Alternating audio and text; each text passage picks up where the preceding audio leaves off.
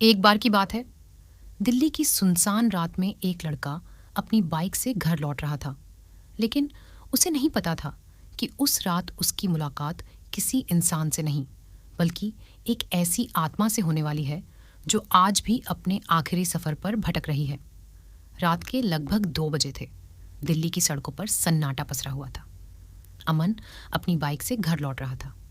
उसका फोन बार बार वाइब्रेट हो रहा था, लेकिन उसने सोचा घर जाकर देख लूंगा। जब वो पुराने फ्लाईओवर के पास पहुंचा, उसने सड़क किनारे एक लड़की को खड़े देखा। सफेद कपड़े, खुले बाल और चेहरा पूरी तरह नीचे झुका हुआ। अमन ने पहले इग्नोर किया, लेकिन जैसे ही वो आगे बढ़ा, पीछे से धीमी आवाज आई, भैया, मुझे घर छोड़ दोगे? अमन रुक गया। उसने पीछे देखा। लड़की बिल्कुल उसके पीछे खड़ी थी। उसकी आंखें अजीब थीं, जैसे कई दिनों से सोई ना हो। अमन डर गया, लेकिन इंसानियत के कारण उसने उसे बैठा लिया। पूरे रास्ते लड़की चुप रही, बस एक ही बात बार बार बोल रही थी, धीरे चलाना, यहाँ एक्सीडेंट बहुत होते हैं। अमन ने पूछा, तुम रहती कहाँ हो? लड़की ने सामने अंधेरी गली की तरफ इशारा किया। बस यहीं। अमन ने बाइक रोकी। सिर्फ 2 सेकंड के लिए पीछे मुड़कर देखा और लड़की गायब थी। ना कोई कदमों की आवाज, ना कोई परछाई। अमन का गला सूख गया। तभी उसका फोन फिर वाइब्रेट हुआ। उसने कांपते हाथों से फोन खोला। मैसेज उसकी माँ का था।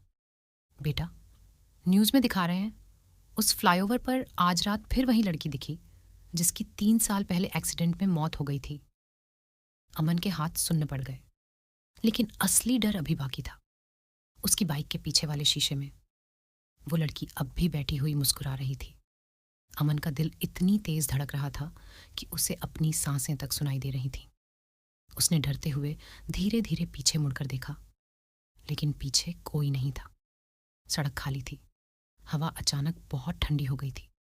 उसने खुद को समझाया, मैं बस डर गया हूं, कुछ नहीं है, और बाइक तेज चला दी। लेकिन तभी उसकी बाइक अपने आप धीमी होने लगी। मीटर की नीडल नीचे गिर रही थी, हालांकि पेट्रोल पूरा था। अचानक पीछे से वही आवाज आई, मैंने कहा था ना, धीरे चलाना। इस बार आवाज बिल्कुल उसके कान के पास थी। अमन ने डर कर ब्रेक लगाया। बाइक सड़क पर फिसली और वो सीधे फ्लाईओवर के किनारे जा गिरा। उसकी आंखों के सामने सब धुंधला होने लगा। तभी उसने देखा वो लड़की उसके सामने खड़ी थी, लेकिन अब उसका चेहरा साफ दिख रहा था। चेहरे पर गहरे कट के निशान, आंखों से बहता काला खून और गर्दन आधी टूटी हुई। अमन चीखना चाहता था, पर आवाज नहीं निकल रही थी।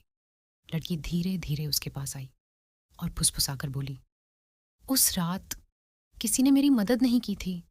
अमन की आंखों से आंसू निकलने लगे। लड़की ने कांपते हाथ से फ्लाईओवर के नीचे इशारा किया।